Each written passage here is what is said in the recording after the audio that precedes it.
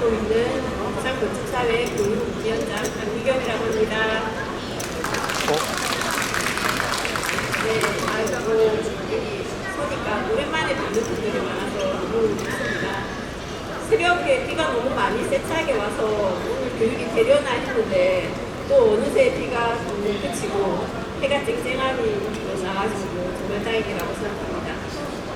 오늘 교육은 건축사 실무 교육이고 실무 교육이다 보니 여러분들 OMR 카드 다 받으셨잖아요.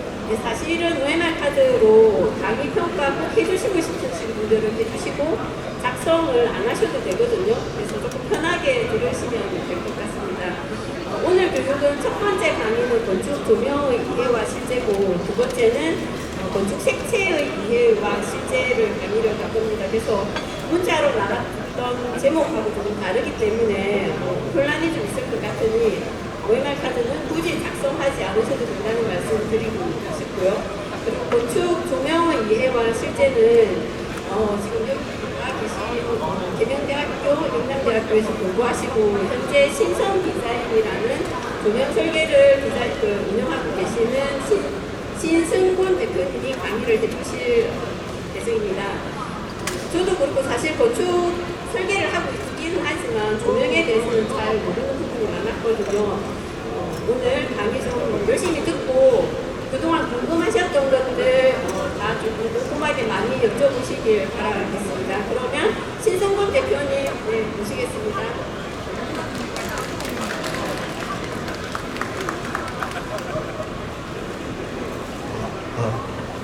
안녕하십니까, 신승곤이라고 합니다. 제가 조명 설계를 하면서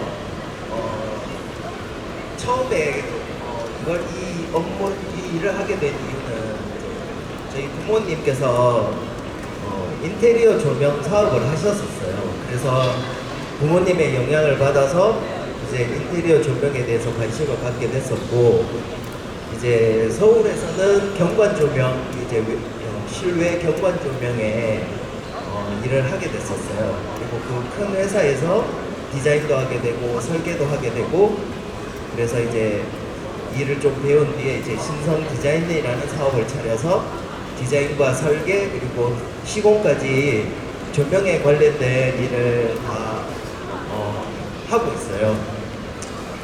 제가 오늘 이번 계기로 조명에 대해서 말씀드리고 싶은 건 이 조명이 너무 분위기를 조성하는데 여러분들이 신경을 많이 쓴다는 얘기, 신경을 쓰고 계신다는 부분입니다. 조명은 분위기를 맞춰주는 게 아니라 공간을 밝혀주고 사람들이 그 공간에서 생활할 수 있는 환경을 만들어주는 부분이기 때문에 쾌적성과 안전에 관련된 부분입니다. 그래서 너무 분위기 위주의 조명 계획을 하시지 않았으면 좋겠다, 이런 취지로 이 강의를 좀 만들어 보았습니다. 먼저 처음에는 조명에 대해서 잘 아시는 부분이 명칭이나 이런 부분에 잘 모르실 것 같아서 명칭에 대한 부분을 최대한 빠르게 간략하게 설명드리고, 그 다음에 경관 조명에 대해서, 그리고 좀 시간이 남으면 인테리어 조명도 좀 설명을 드리고 마무리 짓도록 하겠습니다. 빛공해와 조명의 자세입니다. 빛은 크게 자연광과 인공광으로 나눌 수 있겠습니다. 지구는 이제 인간이 존재할 때부터 태양빛이라는 것을 우리는 빛으로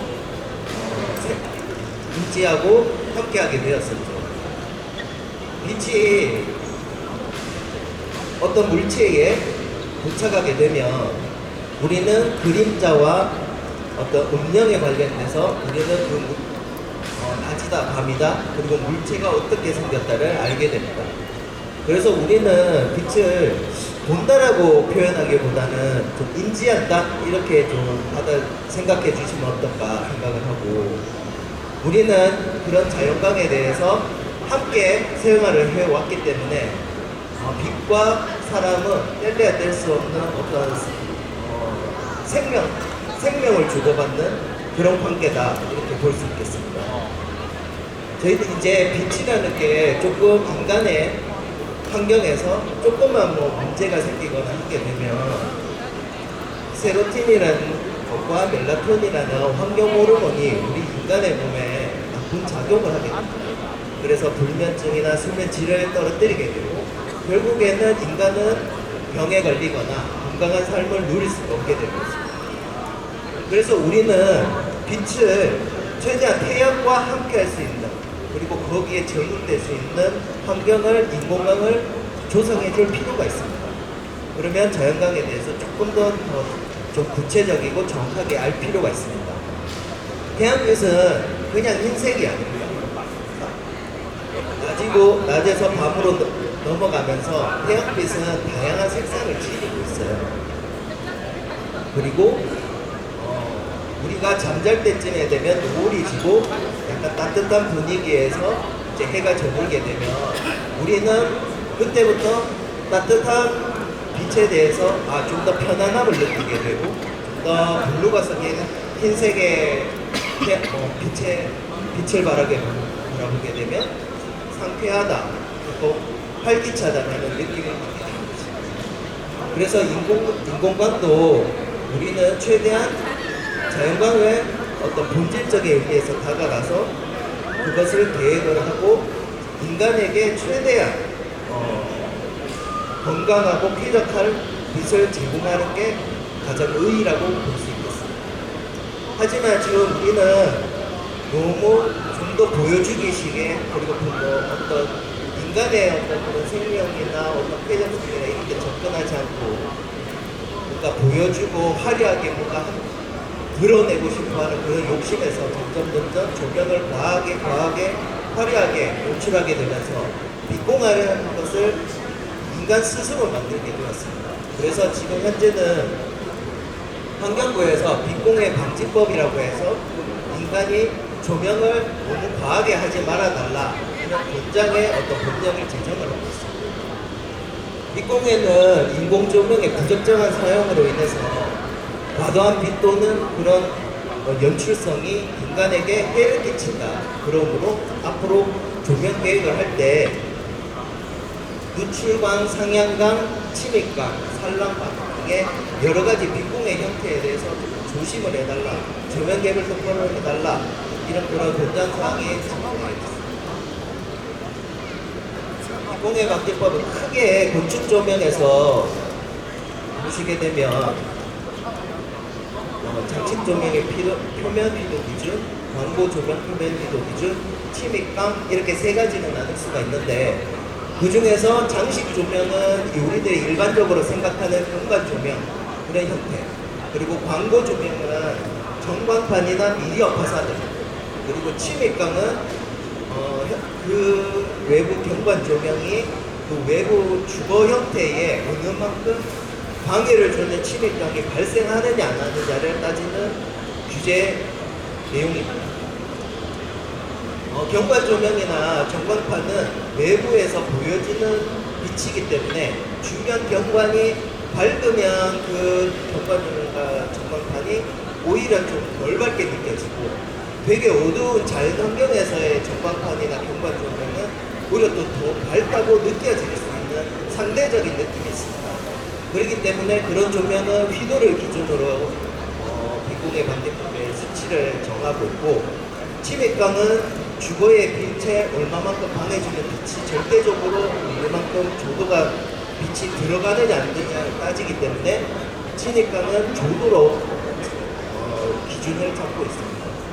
그래서 저희 일반적으로 주거지역, 보통 일반적으로 우리들이 살고 있는 아파트나 오피스텔 같은 경우에는 보통 3종인데 이 3종에 보시면 침입광이 신록스, 그러니까 외부에 있는 경관 조명이 다른 지역의 아파트나 이런 데 빛이 침범하는 것을 신룩스가 이상 넘어가면 이건 빛공해가 형성되고 있다 이렇게 판단을 하는 것이고 경관 조명은 최대 180, 평균적으로 15 칸델라가 넘어가게 되면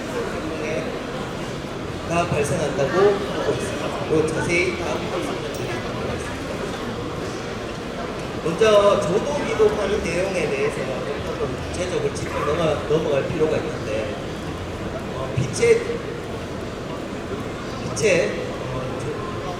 광원이 빛이 출발했었을 때 어떤 표면 면적에 닿는 조도 수치를, 빛의 수치를 조도라고 얘기를 하고 있습니다. 이 조도는 절대적인 값으로 도로나 어떤 해당 공간의 면적에 반드시 필요한 빛이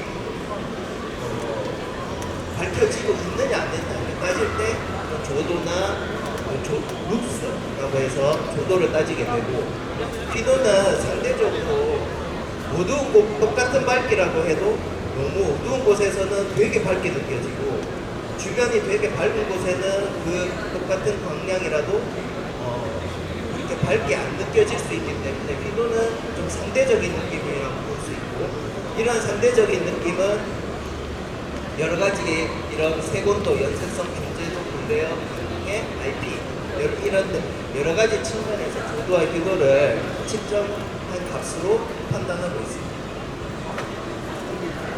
가장 지금 이제 빛공에 바뀌면서 가장 많이 따지는 부분은 글레어입니다. 글레어는 불쾌 글레어, 감는 글레어, 반사 글레어 여러 가지가 있겠지만, 감는 글레어나 반사 글레어는 일반 공간에, 실내 공간에서 발생하는 글레어로 보시면 되고, 외부에서는 불쾌 글레어, 이 광원 자체가 노출이 돼서 사람들에게 눈부심이 생기느냐 안 생기느냐를 가장 중요하게 여기고 있습니다. 그래서 가로등 불빛이나 자동차 불빛이나 여러 가지 그런 불쾌 글레어를 줄 수 있는 광원 자체가 밝은 부분에 대해서 어떤 규제를 많이 하고 있습니다. 그래서 여러 가지 글레어들을 방지를 하기 위해서 사람들은 이제 이런 안티 글레이징이라고 해서 중간에 빛이 출발하는 곳에서 반사판에다가 이런 벌집 문양 같은 이제 코드 같은 걸 달게 됩니다. 그러면 빛이 눈부심이 사람들이 받아들일 때 그대로 받아들여지지 않고 좀 빛을 글레어를 줄여주는데 도움이 됩니다. 그래서 조명 계획을 할 때 이런 후드가 설치가 됐냐 안 됐느냐가 아주 조명기구 선정에 있어서 중요한 역할을 하고 있습니다. 다음은 균제도입니다. 균제도는 빛이 어느 만큼 고르게 빛을 계획을 했느냐 안 했느냐를 따지는 부분입니다. 도로나 일반적인 외부 경관에서는 0.4 비율, 그리고 실내는 0.3 비율로 최대 조도와 최소 조도의 비율을 따져서 0.3 이상이면 균제도가 고르다, 0.4 이상이면 고르다 이렇게 판단하고 있습니다. 조도 시뮬레이션을 통해서 최대 조도와 최소 조도를 비율로 나눠 0.4 이상이 넘어가면 웬만한 도로 조명은 다 조도로 된 계획이라고 볼 수 있고, 실내 조명은 한 0.3 이상만 잡아줍니다. 그래서 조명 계획을 할 때 이런 균제도를 우리하기 위해서 시뮬레이션을 돌려봐야 알겠지만, 시뮬레이션을 돌려볼 수 없는 상황이라면 최대한 계획을 잡을 때 있어서 조명기구와 조명기구 사이에 중간에 빛이 겹쳐지는 부분이 있도록 계획을 해주는 것이 중요합니다. 그러면 자연스럽게 균제도를 올려줄 수 있겠죠. 이거는 조명기구의 타입마다 다른데 조명기구마다 배관 각도라는 게 있습니다. 배관 각도가 45도냐 60도냐 그 각도를 비교해보고, 그 각도가 높이에 있어서 각도를 재어보았을 때 이 빛과 빛이 겹칠 수 있느냐 안 되느냐는 도면이나 스케치로 충분히 그려볼 수 있기 때문에 조명계획을 할 때 등기구와 등기구의 빛이 최대한 겹칠 수 있도록 계획을 잡아주는 것이 중요합니다.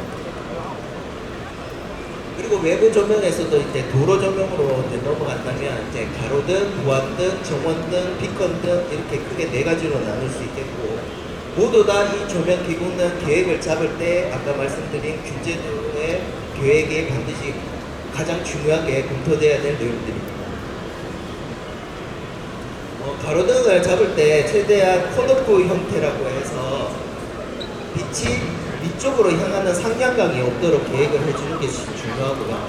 그리고 가로등이 빛이 바닥으로 떨어졌었을 때 이 바닥에 반사 재질이 있느냐, 그리고 눈부심을 형성하는 것이 있느냐, 그리고 통행이나 이런 데 불편함을 줄 수 있느냐, 이걸 검토를 꼭 하셔야 되고, 그리고 광원이 뻗어나가는 과정에서 주거에 빈 침입강이 발생하느냐 안 하느냐, 이건 조도계를 통해서 아까 말씀드렸던 심덕수가 넘어가느냐 안 넘어가느냐, 그것을 좀 따지셔야 되고, 그래서 이 최종적인 여기 가로등 광원의 광원이 보이느냐 안 보이느냐도 계획을 해서 이런 포괄적인 내용을 계획을 수립해서 도로 조명을 계획해야 됩니다.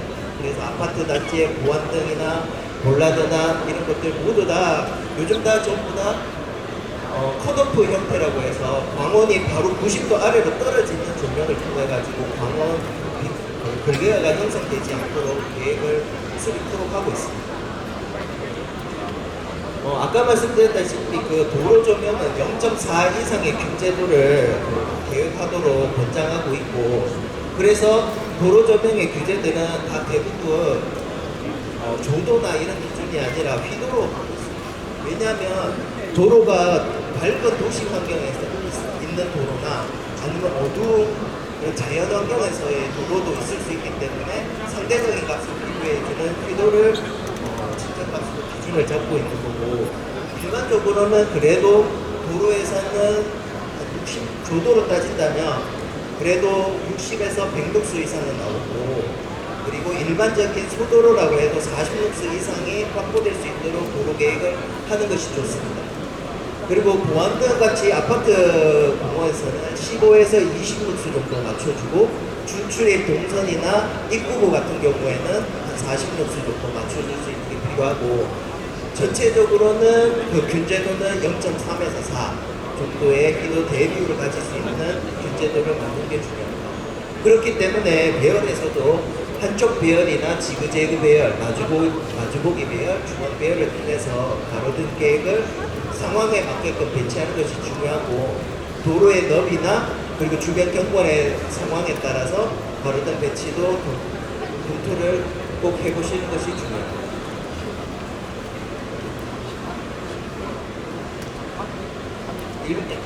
이것은 이제 아파트 단지에 제가 조명 계획을 이제 좀 시뮬레이션 한 것인데요. 지금 보시면 컷오프 형태, 빛이 바로 90도 아래로 떨어지는 보안등을 선택하고 있습니다.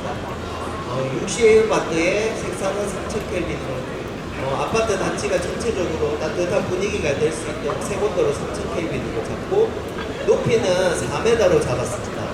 왜 4m로 잡았냐면 아파트 1층 저층부의 창문빛의 실내 빛 침입광이 가장 발생하지 않으려면 이 가로등 폴의 높이를 많이 높이지 않는 것이 좋습니다. 그래서 4000에서 4500 정도 폴을 잡는 것을 권장드리고, 그래서 가로등을 최대한 간격을 배열을 20에서 25m 간격으로 배치를 해서 균제도를 최소화했습니다. 그래서 전체적으로 배열을 돌려보고 안전한 정도가 확보가 되었는가, 균제도가 0.3에서 4 정도의 휘도 대비율을 가지는가, 이런 것들을 종합적으로 조명 시뮬레이션을 통해서 확인해서 계획을 잡습니다. 만약에 이런 전체적인 시간적인 문제나 보안등이나 그런 것들 전체적인 부분을 다 대입을 해보면 좋겠지만, 만약에 그런 상황이 안 되더라도 조도 시뮬레이션을 돌리지 않더라도 배광 데이터만 통해서도 충분히 확인을 하실 수가 있습니다.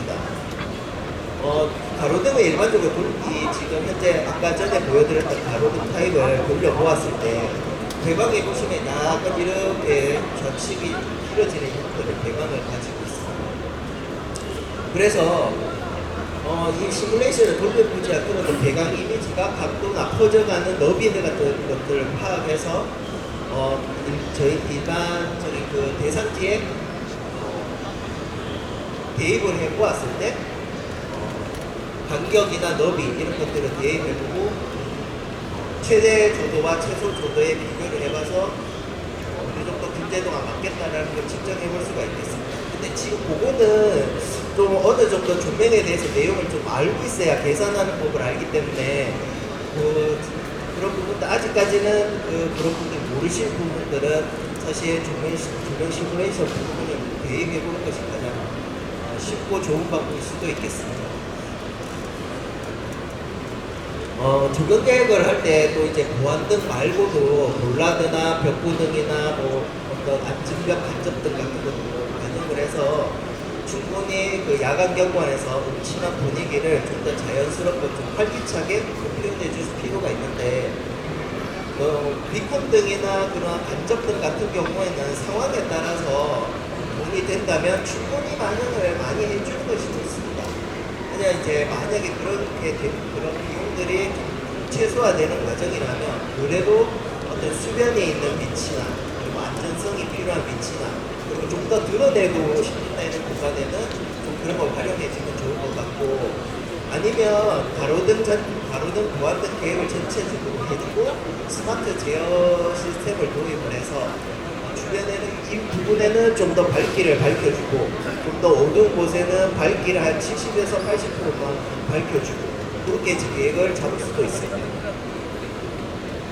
그래서 우계 조명은 전반적으로 분위기도 중요하겠지만 사람들이 얼마나 임침함을 느끼냐 안 느끼냐 그리고 안정감을 느끼느냐 그리고 눈부심이 생기느냐 안 생기느냐 다양한 방법에서 판단을 해서 조명 계획이 필요하고 그래서 조명 디자인을 할 때 저희 같은 조명 디자인과 설계를 계획하는 업체의 전문가한테 넘겨서 제대로 된 계획이 수립할 필요가 있습니다. 연색성이라는 거는 사물이 얼마만큼 그 색상의 본질이 우리 눈에 인지되느냐 안 되느냐를 판단하는 기준입니다. 연색성은 현재 LED는 현재 95까지 지금 나오는 걸로 알고 있고 경관 조명은 80 이상만 나오면 웬만한 경관 조명 기구로 사용하는 데 충분합니다.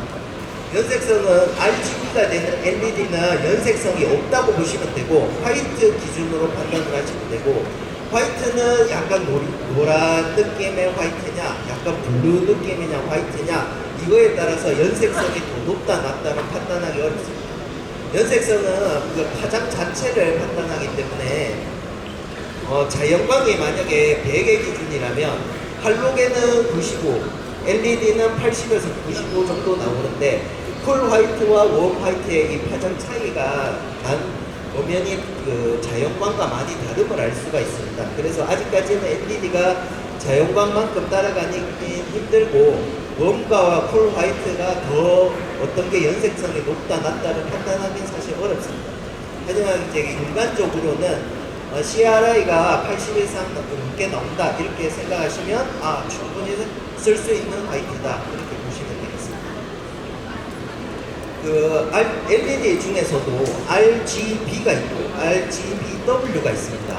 RGBW는 그 SMD 소자가 빨간색과 초록색과 파란색을 섞어서 화이트를 만드는 거고 RGBW는 거기에 화이트 소자가 더 추가가 된 것입니다. 그 RGB로 색상을 섞어서 화이트로 만드는 거는 이 CRI 자체가 안 나와요. 그렇기 때문에 조명 계획의 어떤 데이터 조명 계획 스펙을 받아보실 때 이 LED 소자가 RGB냐 RGBW냐를 정확하게 판단하시고 이 제품이 어떤 형태를 건축물의 형태를 투과를 할 때 과연 온전한 백색이 온전한 연색성을 드러내야 되는 상황이냐 아니냐를 판단하셔야 됩니다. 그래서 연색성이 최대한 높은 것을 적정할 필요가 있습니다.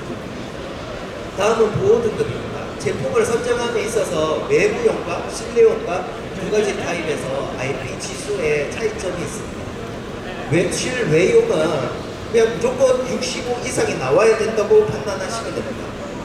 IP54를 외부에서 쓸 수 있다라고 판단하시는 업체들이 있는데 그건 다 거짓말로 보시면 됩니다. IP65는 일반적으로 파손, 그러니까 발로 차거나 주먹으로 때리거나 했었을 때 파손이 전혀 없어야 되고 그 다음에 일반적으로 빗물이 오거나 그리고 따뜻한 열이 가해져서 습기가 발생하는 상황에서도 견뎌질 수 있는 IP 지수입니다. 그리고 66은 발로 66이나 67은 어떤 무거운 물체가 지면 그 트렁등에 올려져 있어도 상관이 없을 경우 그리고 68 이상은 물에 잠겨도 될 만큼 그런 IP 징수가 6.5 이상 6768 정도가 나와야 되고, 실내 조명은 IP 44 이상이 무조건 나오는 제품을 쓰시도록 하셔야 합니다.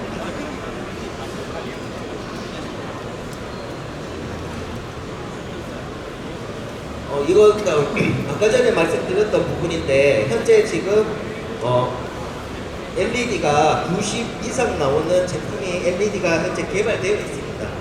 그래서 상황에 따라서 상점에서나 어떤 색상의 표현이 고쳐야 될 부분에는 최대한 연색성을 90 이상 되는 제품을 써주시면 되겠습니다. 현관 조명은 크게 이렇게 9가지의 정해진 가이드라인이 꼭 검토돼야 됩니다. 매우 중요한 사항인데, 건축물 계획을 하실 때 이 9가지를 과연 우리가 검토했는지 안 했는지 판단하시면 좋을 것 같습니다. 첫 번째로, 직접 광원의 노출을 지양한다. 직접 광원을 무조건 쓰지 말라는 얘기가 아닙니다. 직접 광원을 쓸 수도 있죠. 근데 그 직접 광원이 우리에게 글레어를 주느냐, 아니면 주변 건물에 침입광을 발생하느냐 안 하느냐를 좀 검토를 해봐 주셨으면 좋겠습니다. 두 번째로, 조명기구가 노출되어 건축물의 미관을 해치지 않아야 한다. 조명기구를 쓸 때 최대한 작고 미니하고 색상이 비슷한, 거기 설치될 위치의 색상과 비슷한 제품을 쓰고, 그리고 그 등기구가 과연 거기에 무조건 반영이 돼야 된다면 최대한 그 주방등이 주방경관에서도 보기 쉽지 않게끔 조명기구 설치 계획을 해주셨으면 좋겠습니다. 세 번째로, 현란한 빛의 움직임을 지향한다. 이 조명이 너무 현란하게 연출이 되면 사람들이 시선으로 그쪽으로 갈 수밖에 없습니다. 그걸 의도하는 것까지 좋습니다. 하지만 그 빛이 좀 더 디자인적인 의도가 있는 연출이 됐으면 좋겠고, 그리고 너무 화려하게 하면 사람들이 이제는 다 모텔처럼 생각을 하지 고급스럽게 생각하지 않습니다. 그러므로 여러분이 조명을 할 때 너무 색상을 줘야 되겠다, 너무 튀게 하고 싶다, 이런 쪽으로 측면은 너무 다가가지 않으셨으면 좋겠습니다. 그리고 네 번째, 건축물의 품격을 훼손하는 원색 계열의 색상을 제한한다. 컬러 디밍을 할 때 요즘 제어 시스템 자체가 원색적이 아니고 약간 파스텔 톤으로도 연출이 됩니다. 그리고 아까 전에 말씀드렸다시피 RGBW 형태를 소자를 갖고 있는 조명기구에는 파스텔 연출이 충분하게 가능하기 때문에 너무 빨주, 노초, 환하고 이렇게 연출하지 마시고 좀 더 파스텔 느낌, 그리고 디자인적인 의도가 담긴 그런 색상을 좀 더 반영해 주셨으면 좋겠습니다. 다섯 번째로, 옥탑고만 과도하게 강조한 조명은 지양하고 건축물의 빛의 레벨이 조화로워야 한다. 조명 계획을 할 때 사실 건축물의 창문에서 드러나는 인면 조명이 있기 때문에 사실 너무 옥탑고 조명에만 계획을 하셔도 되고 사실 안 하셔도 되지만, 그래도 최종 계획에 있어서 이 건물은 밤이 늦게까지 항상 창문이 켜져 있을 것이다. 그렇다면 옥탑고만 조명을 해도 된다. 그리고 아니면 밤이 되면 대부분 다 조명이 꺼지니까 옥탑고만 드러나는 건 보기가 안 좋겠다. 그래서 인면부를 좀 조명을 좀 더 해주면 좋겠다. 그래도 생각을 해주셨으면 좋겠습니다. 여섯 번째, 건축물 조명으로 인한 주변 건축물의 빛 침해가 없어야 한다. 투광등을 너무 과하게, 광량을 너무 과하게 설정을 하게 되면 위와 같은 빛줄기가 형성이 됩니다. 이것은 나중에 글레어가 발생하게 되고 불필요한 전력 소모나 보기 좋지 않는 경관을 만들 뿐입니다. 그래서 조명 계획을 할 때 그냥 가장 적절한 광량, 그것을 설정하게 되면 이런 빛줄기가 생기는 것을 좀 방지할 수 있겠습니다. 다음은 실내 조명과 경관 조명이 조화로워야 된다. 요거 아까 다섯 번째 말씀드렸던 내용과 비슷한 관련된 내용인데, 건축물을 잡을 때 이 건축물이 한 24시간까지 조명이 항상 켜지는 곳이냐, 주변이 항상 활동적인 공간이냐, 그리고 인면 조명이 24시간이나 되게 늦게까지 계속 조명이 되었으면 좋겠다라든지 여러 가지 검토되는 의논에 따라서 경관 조명을 해서 주변 도시 경관과 조화로움을 좀 줄 수 있는 그런 건축 조명이 되어야겠습니다. 여덟 번째, 조명기구는 친환경 및 경관을 저해하는 기구를 사용해야 한다. 건축 마감과 최대한 동일한 계획을 잡고 무분별한 배선 배관이 노출되지 않게끔 계획을 해주고, 그리고 과하지 않는 연출은 결국 그 친환경 경관을 만드는 데 도움이 되기 때문에 여러 가지 복합적인 내용을 담은 내용이라 볼 수 있겠습니다. 아홉 번째, 유지관리가 용이해야 되고 등기구는 안전하게 설계해야 한다. 등기구를 계획을 잡을 때 너무 유지관리가 어려운 공간이라든지 스카이라인을 꼭 불러야 되는 위치라든지 그런 곳은 좀 지양해 주시고, 만약에 꼭 계획을 되어야 한다면 설치할 때부터 최대한 이 조명기가 유지하기가 쉽게끔 브라켓이나 덤트가 중간중간에 분리를 할 수 있게끔 되어 있다든지, 아니면 조명기구가 뜯다 붙였다 하기가 편하게끔 계획이 되어야 되는지, 그런 것들은 다각적으로 검토해 주시면 되겠습니다. 그래서 경관 조명의 연출 방향을 크게 제가 말씀드리고 싶은 건, 첫 번째, 에너지 절약을 할 수 있는 효율적인 광원을 써주셨으면 하고, 그리고 기술력이 좋은 조명기구를 써주셔서 최대한 조명기구 하자가 발생하지 않게끔 조명기구를 선정해 주시고, 그리고 무작정 밝게 표현하기보다는 어둠을 존중하는 빛의 계획을 해주셨으면 좋겠고, 그리고 빛은 수직과 전반 조도의 균형을 이루도록 계획을 해서 도시 경관과 조화로움을 중시해 주셨으면 좋겠고, 과하지 않는 방향을 선택해서 빛공해가 없게끔 해줬으면 좋겠고, 적정한 배치를 통해서 최대한의 균제도를 맞추고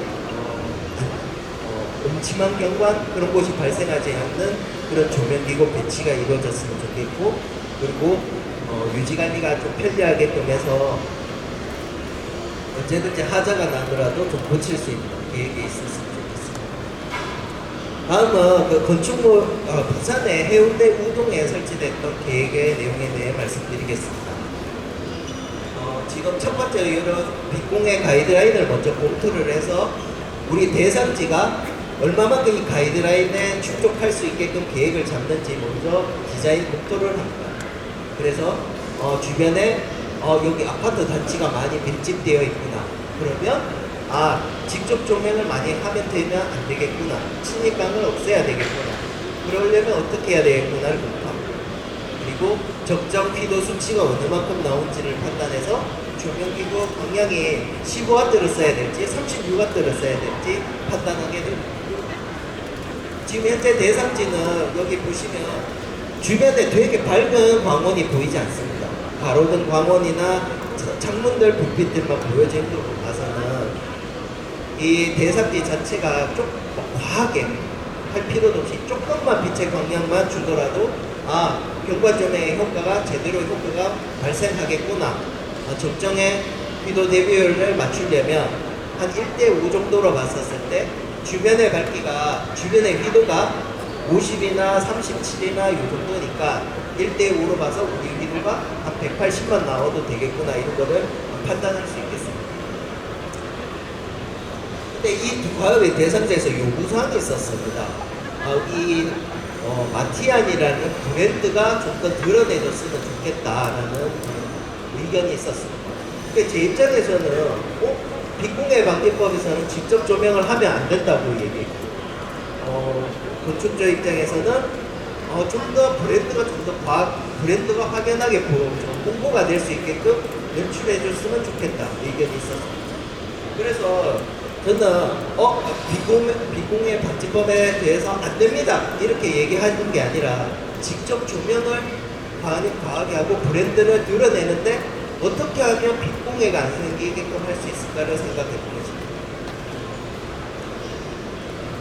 그래서 최대한 옥탑 부분에 브랜드를 드러낼 수 있는 조명을 반영을 하고, 나머지 최대한 부분에는 간접 조명으로 반영하고,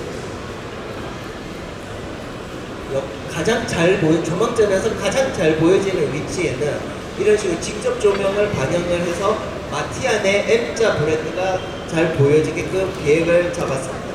근데 이 디자인이 과연 빛공해, 직접 조명인데 빛공해가 생길 수밖에 없는데 어떻게 하지? 이걸 계획을 해도 되는 것인가를 검토를 한 거죠.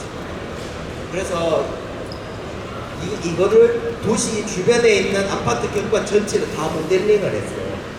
그래서 이 아파트에 직접 조명을 한 것이 과연 앞동과 옆동과 주변 동에 침입강이 발생하는지 안 하는지를 다 검토를 하는 것입니다. 그러면 지금 현재 여기서 보시면 여기 직접 조명기구를 넣어서 돌렸습니다. 이게 앞동에 있는 건물이 80m가 되는데 현재 여기는 아파트 건물이 지어져 있지는 않았습니다. 하지만 지어질 예정인 것을 파악을 해서 여기 앞에 아파트가 80m에 지어질 것입니다. 하지만 직접 조명을 했을 때 여기에 연직면 조로 침입강이 심동수가 나오지 않는 것을 검토를 했기 때문에 이 건축물의 조명객을 직접 조명을 해도 된다라고 말씀을 드렸습니다. 지금도 여기 반대쪽에서도 지금 여기 센텀 현대 아파트가 간격이 50m가 되는데 돌렸을 때 0.55가 나왔어요. 그래서 침입강이 거의 없다라고 판단을 해서 계획을 잡고 심의가 통과를 시켰습니다. 대구 서구 비선동입니다.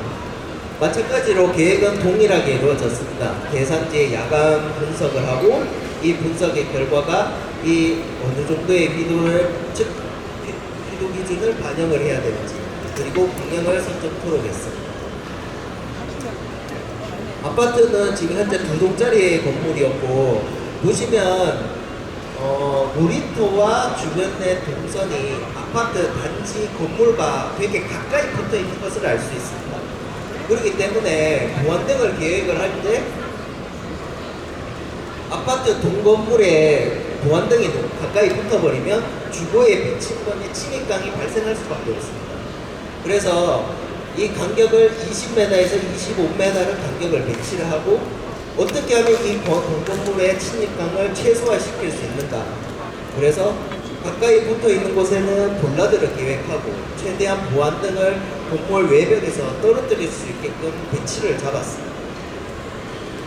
그래서 동건물에서 보안등을 배치를 했었을 때 이 건축물 연직면 조도를 평균값과 최대값과 최소값을 뽑았습니다. 이 시뮬레이션 프로그램을 통해서 알 수가 있고 이 프로그램을 돌렸을 때 지금 현재 심록수가 절대 넘어가다. 심록수가 넘어가지 않게끔 전부 다 보안등 계획을 일일이 하나하나 배치를 하고 시뮬레이션의 연직면 조도를 돌려서 심록수가 넘어가지 않게끔 하고 지금 여기 같은 경우에는 건물 외벽과 보안등을 좀 떨어뜨릴 수 있는 공간 자체가 없습니다. 이런 공간에는 볼라드 같은 그리고 볼라드가 만약에 확보가 좀 덜 된다면 그리고 볼라드 높이를 높여주면 그 안전 기준의 조도 기준을 확보할 수 있게 됩니다. 그렇게 배열을 해서 침입강이 없고 안전 조도를 충분히 확보를 했다라는 검증 자료를 만들게 된 것입니다. 다음은 부산 연제구 거제동에 있는 프로젝트입니다. 계획은 똑같이 계속 그런 식으로 이루어지고 주변 도시 경관과 조화성을 검토했습니다. 그리고 건축물의 가장 이 건축물의 특징적인 것이 무엇이냐? 제가 봤을 때는 이런 수직적인 건축물의 수직미가 강조는 가장 아름답다고 생각이 들어서 건축물의 수직적인 이미지를 강조할 수 있는 계획을 잡았습니다. 아니 이제 여기서 수직적인 그 조명을 확보하기 위해서 라인 조명을 반영했는데 이 라인 조명이 직접 조명을 하게 되면 반대쪽 건물에 침입강이 발생할 것을 알 수가 있었어요. 그래서 이 조명을 직접 조명으로 반영하지 않고 양측으로 간접 조명 형태로 좌우로 쓸어줄 수 있게끔 해서 이 면의 자체가 중간에 있는 면이 드러날 수 있도록 계획을 잡았습니다.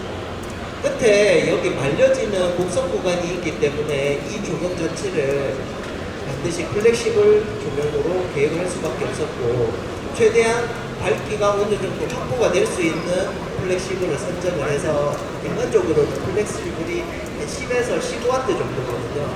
그래서 그 중에서도 그래도 제일 밝은 형태의 플렉시블을 써서 이쪽 면을 강조할 수 있게끔 했습니다. 그리고 외부 주출입구에는 지중동을 통해서 눈에 잘 띌 수 있게끔 계획을 잡아주고, 옥탑부에는 이 수직적인 조명이 반대편에는 없기 때문에 반대편 조명에는 옥탑부만이라도 조명을 모래소 조명을 해줘서 외부에서 인지성을 강조할 수 있게끔 했고, 저층부는 플렉시블 조명을 파란색으로 가장 낮은 플렉시블을 써서 저층부의 어떤 곡선의 이미지를 좀 강조할 수 있게끔 계획을 잡아줬습니다. 그리고 문주 같은 경우에도 간접 조명을 통해서 문주가 잘 시인될 수 있게끔 계획을 잡아줍니다. 전체적으로 다 휘도는 제가 아까 말씀드렸듯이 주거는 180, 상업지역은 290 칸델라를 넘어가지 않게끔 계획을 잡아줍니다. 보안등도 아까 말씀드렸다시피 20에서 25m 간격으로 배치하고 균제도가 확보가 되느냐, 최소 저도가 확보가 되느냐, 침입감이 없느냐를 검토해서 수립하게 됩니다. 이런 것들은 다 대부분 다 시뮬레이션을 전체적으로 다 돌려봐야 할 수 있고, 그래서 이런 시뮬레이션 프로그램을 안 하게 되더라도 최대한 배경 형태나 이런 거를 알아보고 읽어볼 수 있는 그런 능력이 필요하겠습니다. 그래서 이런 것들이 꼭 검토되어져야 된다는 부분을 말씀드리고 싶습니다. 이제 경관 조명들이 여러 가지 이제 많이 우리들은 건축물에서 다양한 형태로 반영을 했었습니다. 그리고 특원등도 뭐 스포트한 거, 퍼지는 타입 많이 반영이 돼서 건축물의 미를 강조하고 있었죠. 그래도 우리들은 그거를 너무 건축에 대한 초점보다는 건축의 디테일을 좀 더 고쳐해서 조명이 좀 더 모르게 이 건축물을 어떻게 하면 뭔가 건축물이란 이 건축물에 가장 어울리는 것이 무엇인가를 좀 더 검토해 볼 필요가 있습니다. 여러 가지 다양한 조명들을 많이 반영이 됐다고 아까 전에 이미지 빨리 넘겼지만 보여드렸지만 조명기구가 아무리 다양하게 나왔어도 현재까지는 우리가 중국산이나 우리 국산에서 만들어지는 데는 조금 제품에 한계가 있습니다. 지금 여기 같은 경우에는 건축물에 조명을 설치할 수 있는 위치가 다 다릅니다. 어떤 거는 높이가 낮고 어떤 거는 높이가 높은 데서 투광을 해야 돼요. 하지만 지금 현재 우리 대한민국이나 중국산 제품에서 들어오는 라이트바는 16W, 15W, 36W, 52W 이렇게 크게 분류가 정해져 있어요. 그러면 만약에 제 조명 계획을 국산으로 했을 경우에 여기는 높이가 낮으니까 19W, 여기는 기니까 39W 이렇게 만약에 계획을 했을 때 사실 여기 캐노피에서 받는 빛을 정확하게 고르게 모든 면이 다 고르게 맞추기 좀 힘듭니다. 왜냐하면 그 개입의 차이를 정확하게 줄 수가 없습니다. 그래서 하지만 외국산 제품은 이 등기구 자체가 정해져 있긴 하지만 이 기구 자체에서 밝기를 조정을 할 수가 있어요. 이 36W를 반영했지만 내가 30W를 밝기를 반영하고 싶다. 그러면 여기를 그렇게 조정을 해서 이 제품을 납품을 할 수가 있습니다. 그래서 빛을 고르게 만들 수가 있어요. 외산 제품에서도 또 이제 이 국산 제품 같은 경우에는 플렉시블이나 라이파 형태가 120도 각도로 좀 간접등 용도로만 많이 제작이 되고 있습니다. 근데 이런 투블럭 스킨 조명이나 렌트 같은 경우는 내부에서 안쪽 면을 쳐 올려주는 것을 얼마만큼 쳐 올려주느냐에 따라서 이 빛이 반투명 유리나 폴리카보네트에서 뿜어져 나오는 빛의 이미지가 완전히 다르거든요. 하지만 지금 국산 제품의 일반적인 간접등을 활용해서는 이런 빛의 형태가 나오지 않습니다. 그래서 라이트바가 최대한 빛을 벽 외벽에서 비춰 올려주는 그런 휘도를 파워를 지닌 그런 조명기구를 반영을 해야 되는데 그런 조명의 한계가 많이 있기 때문에 조명기구 선택에 있어서 기구가 비싸도 조금 외산 제품도 고려를 해보실 필요가 있다. 그런 부분을 좀 말씀드리고 싶습니다. 그래서 다양한 형태로 간접등이 많이 활용되고는 있지만 우리들은 아까도 말씀드렸다시피 어떤 건축물을 보다 디테일하게 건축을 조명을 하고 그거를 생각을 하고 공부하기 위해서는 그냥 단순한 라이트바가 아니라 배경 형태가 어떠냐, 기구가 얼마만큼 슬림하냐, 길고 짧고 다양하게 나오느냐 안 나오느냐를 종합적으로 판단하실 필요가 있습니다. 다음은 지중등입니다. 지중등은 어떤 사물을 투광함에 있어가지고 반드시 설치할 위치가 나오지 않을 때 지중등을 반영하게 됩니다. 이렇게 지중등을 반영하게 되면 사람들이 발로 차거나 파손의 이미지가 있기 때문이죠. 그래도 하지만 빗물이 쌓이고 습기가 차고 하면 지중등이 많이 하자가 날 수가 있습니다. 요즘에는 여기 지중등 여기 커버에서 바로 떼면 여기 LED 칩 자체가 바로 교체를 할 수 있게끔 나옵니다. 그렇기 때문에 요즘에는 지중등을 다시 좀 많이 활용하는 추세예요. 처음에 지중등을 반영했다가 습기가 차고 하자가 나면서 아 이거 지중등은 좀 유지관리하기도 어렵고 하지 말자 그런 추세로 바뀌었다가 요즘에는 요 LED 칩이 바로 바꿀 수 있게끔 지중등도 많이 업데이트가 돼서 지중등을 좀 활용 많이 하셔도 될 것 같고, 지중등 타입에서도 아까 처음에 말씀드렸던 글레어를 없애주는 벌집 형태의 구드가 장착되는 기구가 많이 나오고 있고, 아니면 에이밍 조절이 되게끔 한다든지 다양한 지중등 형태가 나오고 있으니까 검토하시면 될 것 같아요. 그래서 지중등의 형태 외에도 벽부등이나 다양한 형태로 나와서 건축물에 어떤 의도로 빛의 형태를 주겠다는 그 의도에 맞게끔 조명 계획을 할 수 있게끔 다양한 빛의 형태를 만들어주는 기구들이 많이 나오고 있습니다. 다음은 DDP입니다. 자하 하디드 건축가가 계획한 것으로 10여 년 전에 계획했던 부분인데, 이 DDP는 처음에 계획을 할 때 이 건축 외장재 면이 전부 다 달라요. 사이즈가 5만 개가 되는데 이 부분들이 다 다른 상태에서 조명 계획을 과연 할 수 있느냐. 근데 조명 기구를 5만 개 정도의 조명 기구를 다 다르게 제작할 수가 없지 않습니까? 그래서 조명 기구를 계획을 할 때 밑에서 위로 그리고 좌측에서 옆 길이를 최대한 공통 사이즈가 자하디가 구멍을 뚫어놓은 위치에서 가장 적정의 라인바가 있느냐 없느냐를 찾았습니다.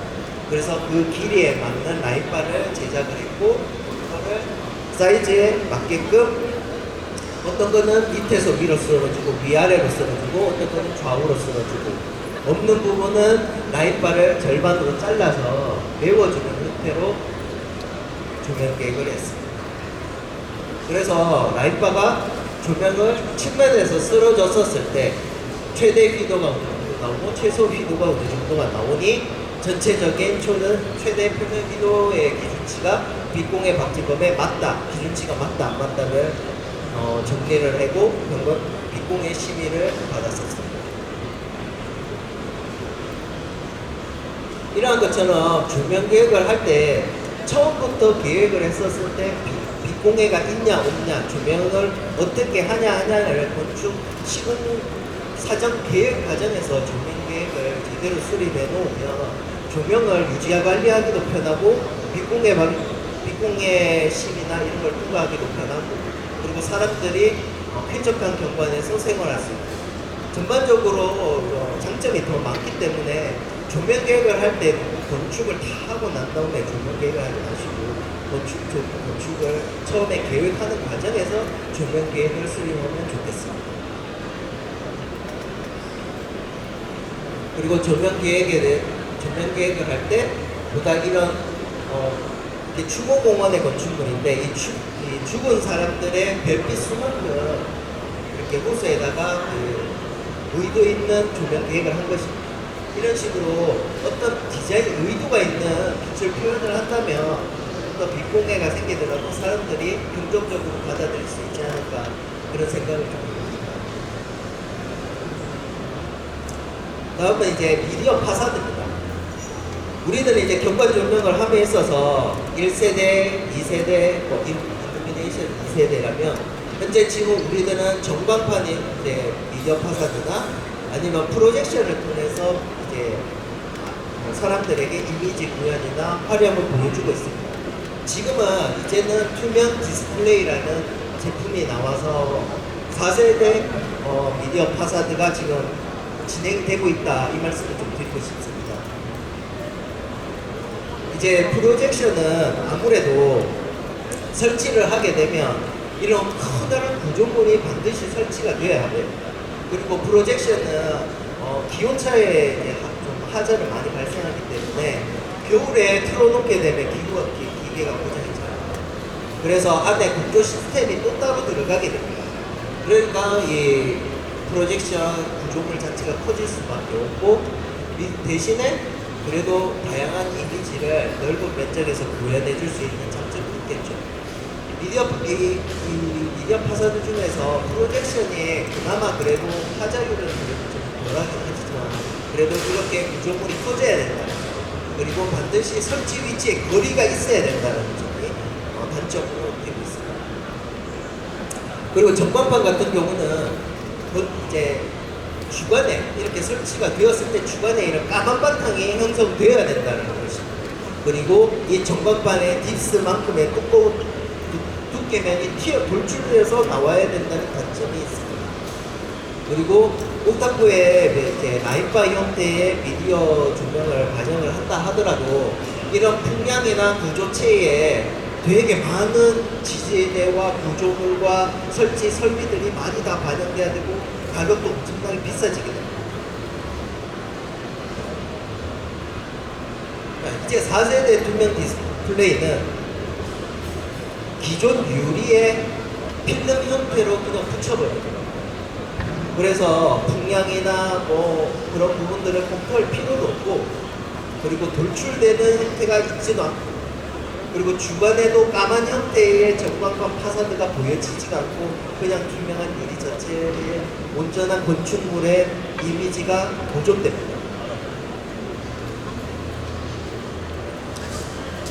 그래서 이 투명 디스플레이는 이제 가장 반영을 할 때 해상도가 어느 만큼 되느냐, 그리고 내구성이 어느 만큼 되느냐, 지금 단가가 너무 비싸다, 좀 더 저렴하게 할 수 없느냐, 그런 부분의 문제점 외에는 지금 현재 가장 건축 미디어 파사드 건축 계획에 있어서 가장 좋은 효율적이고 장점이 많은 계획이 될 것이라고 보고 있습니다.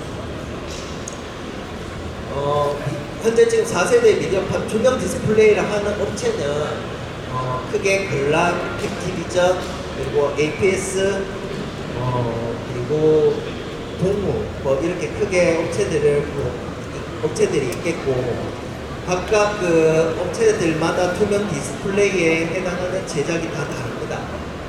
글람이나 캡티비전은 유리 자체에 접합을 미디어 파사드에 LED를 접합한 상태로 유리 자체를 납품하는 미디어 파사드 업체고요.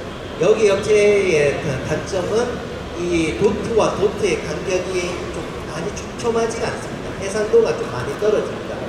하지만 그래도 내구성이 가장 좋다, 이렇게 판단할 수 있겠고, APS는 투명한 필름 형태를 유리에 붙이는 형태입니다. 이렇게 붙이고 하기 때문에 조금 내구성은 떨어지지만 해상도 자체가 매우 높습니다. 나와 있는 거는 6mm, 8mm, 12mm, 20mm 피치로 나오게 되고, 둘 다 아까 보여드렸던 접합유리나 필름 형태의 OCR 타입의 그 전광판들은 대부분 면적당, 회배당으로 계산을 하고, 회배당 800 이렇게 비싸게 측정되고 있습니다. 그래서 대상지가 건축물이 이미 지어졌냐, 그러면 필름 형태를 좀 반영을 하고, 지어져 있지 않다 이러면 좀 접합 유리로 반영하면 어떨까 싶은데요. 이렇게 투명 디스플레이가 현재 많이 반영이 되고 있고,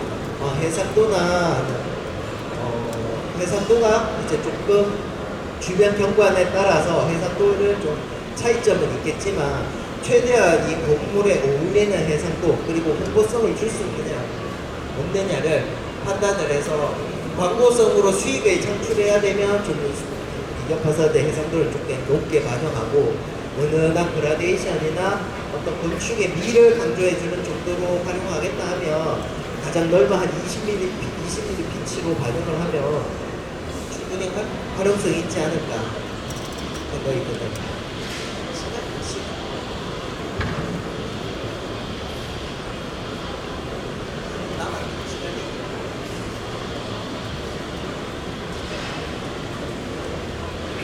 제가 시간이 남으면 인테리어 조명에 대해서도 말씀드린다고 말씀드렸는데 제가 조금 시간이 조금 더 있다니까 간략하게 인테리어 조명까지도 말씀드리고 정리하도록 하겠습니다.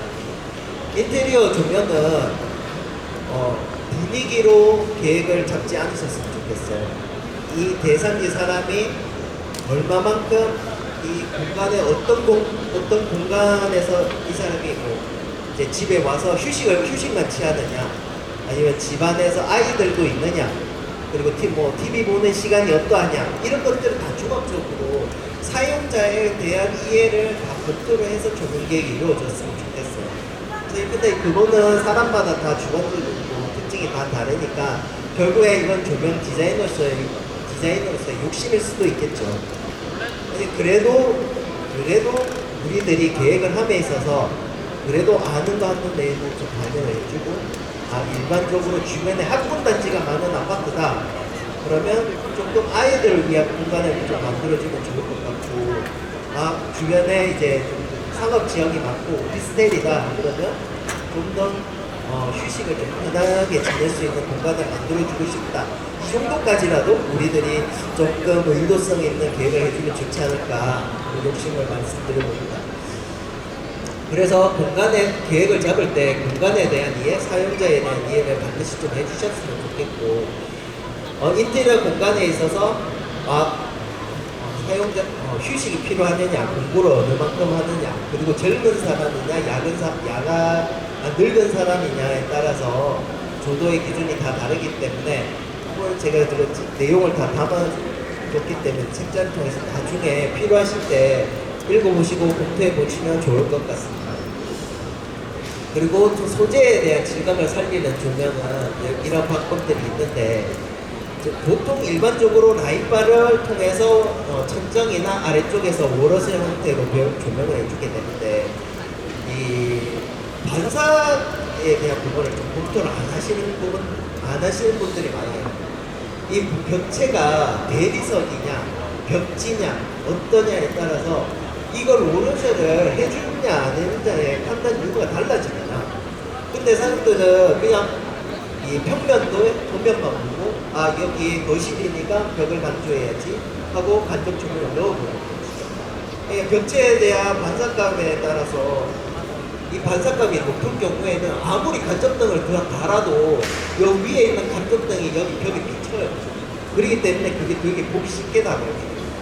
그리고 간접등의 조명을 넣을 때 이 조명이 위로 때려서 벽을 워러셔를 해주느냐, 앞으로 때려서 워러셔를 해주느냐, 그거에 따라서도 빛의 모양이 완전히 다르고, 그 다음에 이 천장에서 라인바를 조명을 넣어주는 폭이 넓으냐 좁으냐에 따라서 빛이 많이 다릅니다.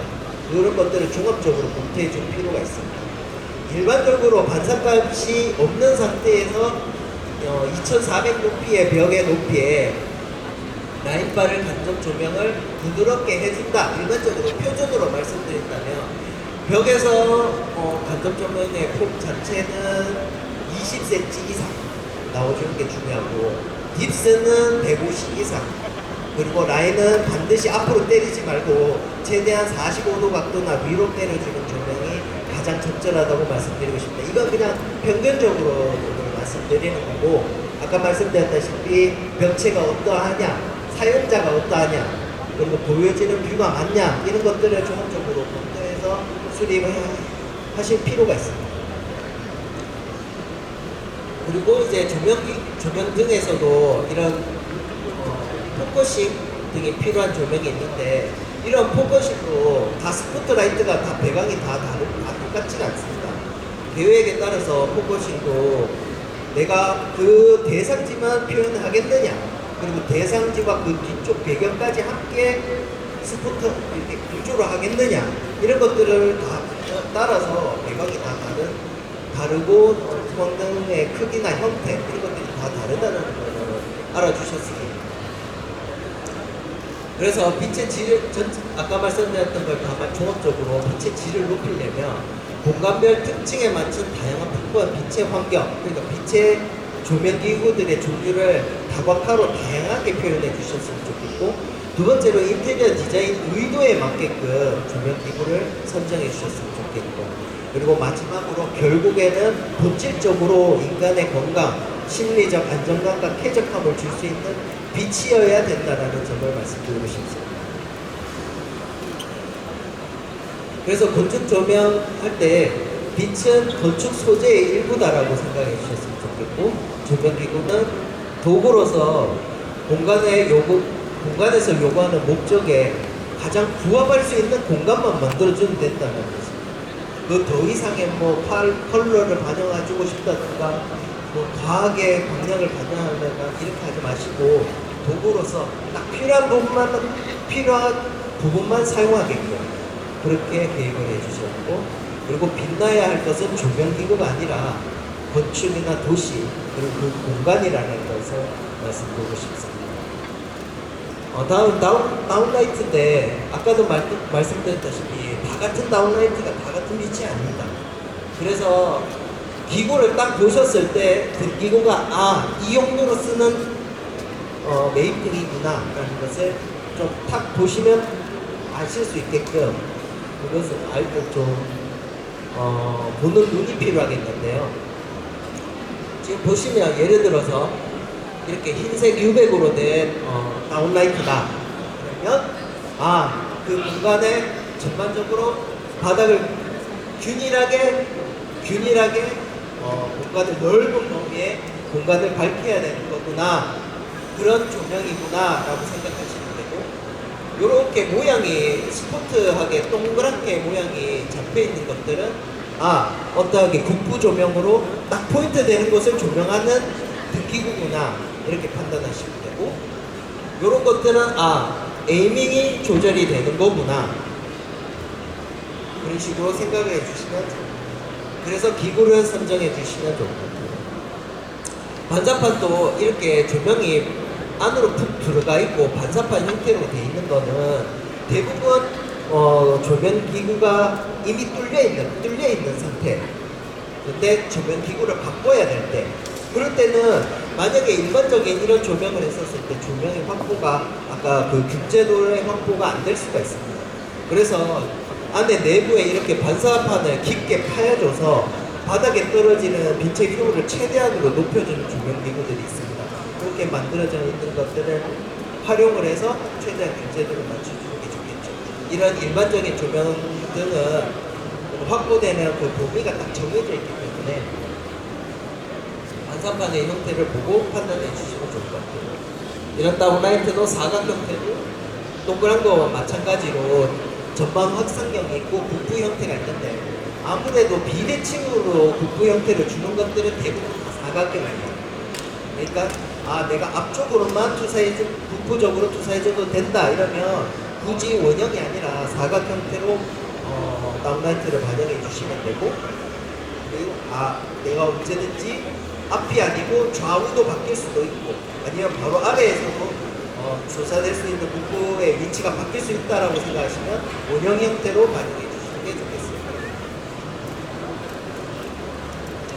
그래서 일반적으로 외부로 쓰든 통로로 쓰든 현재 이런 식으로 매입이 되느냐, 매입이 안 된다면 이렇게 노출 형태로 다운라이트를 반영할 수 있습니다.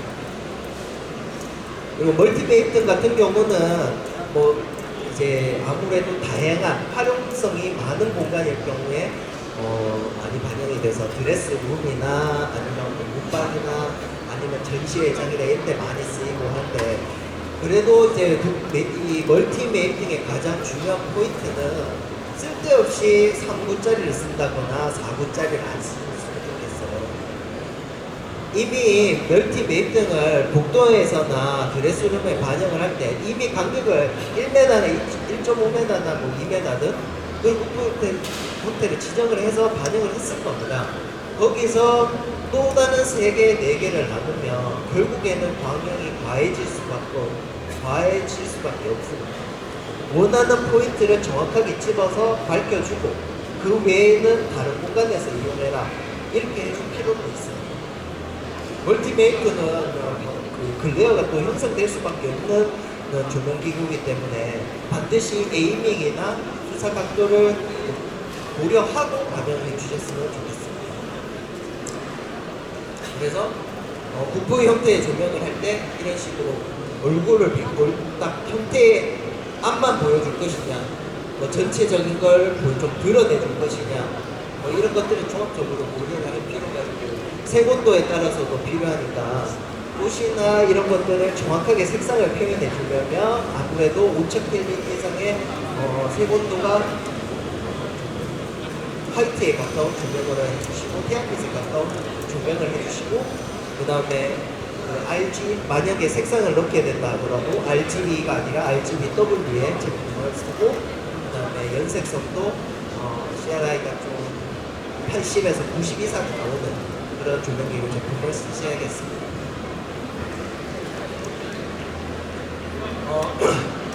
지금 이제 그 연색성이 가장 좋게 나오는 거는 할로겐 램프이긴 한데 지금 할로겐 램프가 LED 형태로 나오고 그 다음에 연색성이 90 이상 나오는 LED 조명이 나오면서 이렇게 대체품들이 나오고 있습니다. 그래서 기존에 만약에 할로겐 램프가 쓰고 계시는 그런 곳이 있다면 지금 LED의 할로겐 램프 사이즈가 균일하게 나오는 26베이스의 조명 램프가 나오고 있으니까 그걸 교체를 해주시면 어떨까 싶습니다. 그래서 전시회장이나 뭐 다양하게 국부조명을 쓰는 데는 이런 대상지의 간격, 형태, 어떤 전시 작품이 어떤 형태냐에 따라서 기구 램프를 선정할 필요가 있고 지금 전반 조명도 지금 현재 이렇게 옛날 형광등 램프가 쓰던 게 이렇게 LED 때 똑같이 생겨는 램프가 나옵니다. 그래서 이런 식으로 그냥 그대로 교체를 해도 되고 그 다음에 LED 여기 칩판을 이렇게 따로 판매를 하고 있습니다. 그래서 나사로 바로 LED 칩판을 교체를 해서 전반 조명을 옛날 기존 그 거실등에서도 LED 칩을 쓰느냐 아니면 형광등 모양의 LED를 쓰느냐 이렇게 교체를 하실 수 있으니까 이제는 LED를 쓰는 세대다 생각해 주시면 될 것 같고 이제 뭐 강당이나 회의실이나 이런 데서도 다 LED를 쓰고 있습니다. 그리고 똑같은 형광등 형태인데 LED로 나오는 것들이 많이 있어요. 그래서 이런 식으로 형광등인 것처럼 보이지만 실제로 또 LED고 이런 식으로 활용을 해서 디자인 의도를 반영해 주거나 아니면 반쪽 등을 활용을 해서 분위기를 조성해주고 LED를 써야 효율성이 있으니까 전기세도 적게 나오고 이런 식으로 많이 활용하게 됩니다. 다음은 밝기의 균형입니다. 제품은 조명의 등기구를 한 가지만 쓰게 되면 인간의 생활 패턴이 거기에 한 가지에 맞춰질 수밖에 없어요. 그렇게 되면 결국에는 인간은 쾌적성과 편안함을 잘 못 느끼게 됩니다. 내가 필요할 때 적절한 밝기가 되고 내가 활기차게 뭔가를 하고 싶을 때 좀 더 밝은 빛이 요구가 되고 그거를 종합적으로 다 사용이 가능할 때 사람들은 조명에 대한 빛의 편안함을 느끼고 다양한 이 조명 계획이 잘 됐다고 볼 수 있는 사실 지금 보시면 즐겁게 식사를 할 때도 있고 달라는 시간을 보낼 때도 있고 TV를 볼 때도 있고 거실에 잘 때도 있어요. 한 보기에 맞춰서 이 조명도 넣고 저 조명도 넣고 할 수도 있습니다. 그래서 우리들은 LED를 반영을 해야 되고 LED는 밝기 조절이 가능하기 때문에 언제든지 내가 원하는 밝기와 위치와 여기에 맞는 조명을 반영을 할 수 있게끔 조명의 범위를 다각화를 할 필요가 있는 것입니다. 그래서 전체적으로 광원의 어떤 필요성을 긴장도로 판단했었을 때 긴장도를 높고 낮음에 따라서 우리가 밥을 먹거나 거실은 조금 긴장도가 높고 우리가 잠을 자거나 하는 침실은 긴장도를 낮출 필요가 있습니다. 그런 식으로 긴장도에 수평적, 수직적인 다양한 노선들을 입체적으로 보고 그거를 긴장도를 줄 것이냐 말 것이냐를 디자인 의도를 잡고 그리고 조명 계획을 하는 것입니다.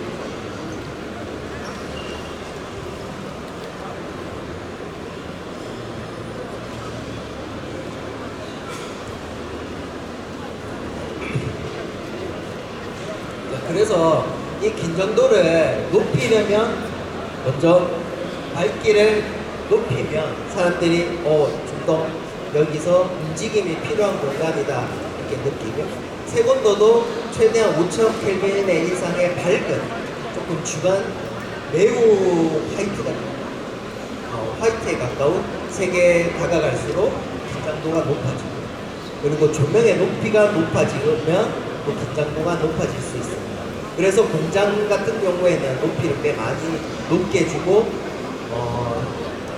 물론 빛이 아니라 최대한 깨끗한 흰색을 최대한 밝게 주는 것이죠. 그래서 획일적인 빛도 최대한 광원을 조절할 수 있게끔 아니나 그냥 딱 한 빛으로 통일되게 해주면 긴장도를 높게 만들 수 있습니다. 현재 이제 우리는 주거에서 집에서는 긴장도를 높게 살 필요는 없잖아요. 긴장도를 낮출 필요가 있습니다. 침실에서 같이 긴장도가 매우 낮은 공간에서는 밝기를 최대한 낮게끔 해야 긴장도가 낮춰지니까 밝기를 최대한 낮게 그리고 조절이 될 수 있게끔 계획을 해주면 좋을 것 같고 색온도는 3000켈빈이나 2000켈빈대로 색온도도 낮춰주면 좋겠고 따뜻한 느낌이 되는 비추어요. 그리고 조명의 높이도 좀 낮춰주고 그래서 이런 무드등이나 아니면 스탠드 같이 빛의 위치를 조금 낮춰주면 사람들이 긴장도를 낮게 느끼게 됩니다. 그리고 광원의 순환도 조금 다각화를 시켜서 발 아래에 있는 조명, 간접 조명, 여러 가지 조명들을 다각화를 시켜서 그러면 사람들이 긴장도를 낮출 수가 있습니다. 그래서 여기 보시면 되게 편안한 분위기의 이미지를 보실 수 있습니다. 하지만 여기 보면 여기 사람이 앉는 곳에서도 조명이 있고 커튼 쪽에서도 간접등이 있고 여기에 펜던트 조명이 있고 다양한 조명이 있는 것을 알 수 있습니다. 조명 수량이 많다고 긴장도가 높아지는 건 아니라고 말씀드릴 수 있습니다. 그리고 격변화 현상이라고 해서 내가 있는 위치가 너무 밝으면 투명한 유리가 꼭 거울처럼 바뀌어서 외부가 보이지 않는 걸 격변화 현상이라고 합니다. 그래서 집안 인테리어 계획을 할 때 내가 여기에 너무 과하게 방향을 잡아버리면 내가 외부의 주변 밝기에 야경을 보고 싶다 할 때 야경이 보이지 않고 내 모습이 거울처럼 비춰져서 잘 내가 보이지 않게 됩니다. 그리고 반대로 외부에 있는 사람은 내가 있는 프라이버시가 있어야 될 사적인 공간이 매우 뚜렷하게 보이게 되버리죠. 그래서 내부에 있는 이런 조명을 계획을 할 때 너무 과하게 잡지 않으셨으면 좋겠고 그리고 만약에 어느 특정의 빛에서 조금 중간에 베란다 같은 곳에서 어둠과 밝기의 차이를 중간에서 좀 보완해 줄 수 있는 중간 조도의 어떤 공간을 만들어 주게 되면 여기서 봤었을 때 거울처럼 보이게 되고 바깥 야경이 보이게 됩니다.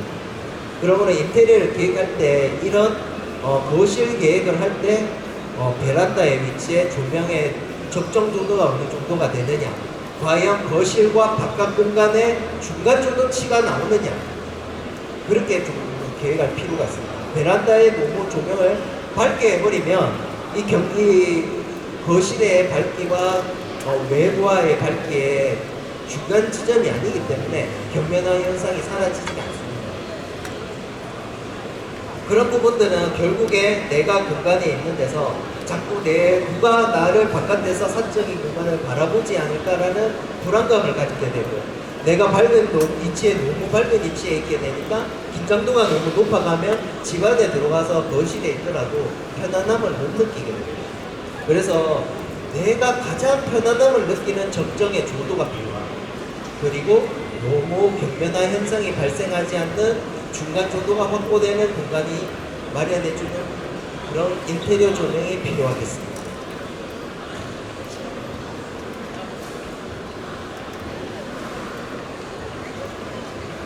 그래서 지금 보시면 이런 사례 이미지처럼 밝기가 너무 과하지가 않게 되니까 지금 외부에 있는 도시 야경이 사진을 찍어도 잘 보이게 돼요.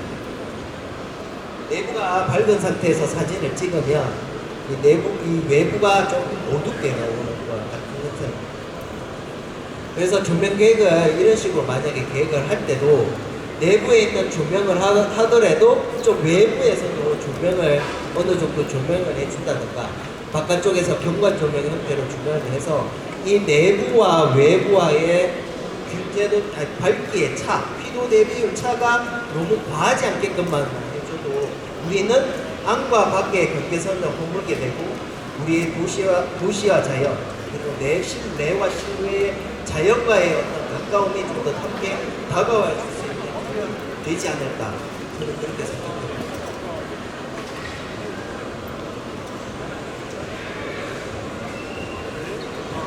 현재 우리 그 KS 표준 조도 기준이 이런 식으로 1993년도에 수립된 조도 기준이 있습니다. 우리는 공장을 짓거나 병원을 짓거나 주거를 짓을 때 이 KS 한국 표준의 조도 기준을 많이 따라왔어요. 하지만 이 표준 기준이 옛날 1993년도에 지정할 때 그때의 기준이었고 우리는 기후로 수십 년간 너무나도 많이 발전되어 왔습니다. 그래서 이 조도 기준이 정확하게 지금도 맞다라고 말씀드리기는 사실 어려워요. 하지만 이 부분에 대해서 말씀드리고 싶은 건 이 부분은 그래도 우리가 인간이 이 정도가 됐었을 때 필요한 조도 이거보다 조금 어두우면 조금 안 좋다. 이거보다 너무 과하지만 않게 해줘라. 이 정도의 권장사항 정도로 받아들일까. 그래서 요즘에 이게 KS 조도 기준으로 봤었을 때 지금 현재 우리 아파트에서 제가 실무적으로 조명 계획을 할 때 잡는 조도 기준을 제가 조금 뭐라고 해야 될까 좀 일반화 평준화를 시켜서 봤었을 때 제가 보면 사람들이 좀 차이가 조금 있어요. 그래서 결론적으로는 조금 조명 계획을 아까 처음에 말씀드렸다시피 사람들의 생활 패턴이 다 다르기 때문에 거기에 따른 조금 조명을 다각화를 시키고 다양하게 만들어주고 조도는 최소 KS 초도 기준은 맞춰주되 위아래로 언제든지 좀 조정을 할 수 있게끔 우리가 기획을 해주면 어떨까. 그러면 좀 더 지금 현재 우리들이 생각하는 기준과 옛날에 지금 현재 한국 표준 기준에서 생각하는 기준과의 조금 합의점을 맞출 수 있지 않을까 그런 생각을 해봅니다. 그래서 이제 또 말씀드리고 싶은 건 이제 펜던트나 그런 이제 식탁 등에 또 많이 반영되는 조명에 대해서 또 말씀드리고 싶은데 펜던트가 결국에서 이 펜던트 조명이 내려와서 우리가 밥을 먹고 하는 과정에서도 조금 계획이 좀 디자인이나 설계 의도가 좀 바뀌어졌으면 좋겠습니다. 좀 일반인들은 거실 등을 너무 예쁘고 화려하고 메이커 있는 등 이런 것들을 따지고 펜던트를 그냥 구매를 해버리세요. 이 우리가 주택 공간의 높이, 그 다음에 공간의 너비, 그리고 사용자가 어떠하느냐를 아무도 검토하지 않고 펜던트 비싼 거, 메이커, 화려한 거 이렇게 그냥 분위기에 따라서 선정을 예쁘다 이래서 선정하는 경우가 많은데 그렇게 하지 마시고 2인일 경우에는 2인이나 4인의 식탁이 좀 좁은 경우에는 펜던트를 하나를 투자를 해서 이 식탁의 범위가 높이 비율에 했었을 때 이 빛이 2m 이상 뻗어 나가느냐. 테이블이 일반적으로 한 1600에서 1800 정도가 나옵니다. 4인용 식탁 기준으로. 그랬을 때 빛은 테이블에 딱 맞춰져게끔 빛이 떨어지게끔 그렇게 계획을 해주는 게 중요하고 만약에 되게 여러 명에서 쓰는 기다란 식탁을 쓰고 있다. 그럴 때는 이 펜던트를 여러 개를 써야 되게 되는데 이 여러 개를 쓸 때 펜던트가 아무래도 조금 내려온 상태에서 높이가 얼마 안 되는 높이에서 이 식탁 조명을 밝혀야 되기 때문에 이 식탁등과 식탁등의 간격은 400에서 600 정도에서 되게 1m 이렇게 뚝뚝 떨어져 있게 가지 마시고 조금 촘촘하게 그리고 광량을 작게 해서 반영해 줄 필요가 있습니다. 그래서 개방형 중만일 경우 그래도 좀 그런 어떤 아까도 말씀드렸다시피 공간의 형태나 이런 사용자에 따라서 다 다르기 때문에 지금 제가 여기 그곳에 여러 가지 상황에 따른 내용들을 많이 담아놨으니까 요런 것들을 좀 읽어보시고 계획을 할 때 이런 것들을 좀 검토해야 되는 거구나 이런 것들을 좀 생각해서 조명 계획을 잡아주셨으면 좋겠어요.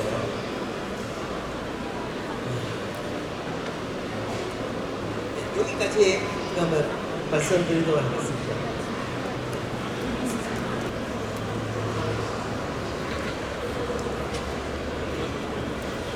강의자 유학생들 혹시요, 그리고 시뮬레이션 프로그램이 초반부에 나왔었는데, 어떤 프로그램인지 알 수 있을까 알려주고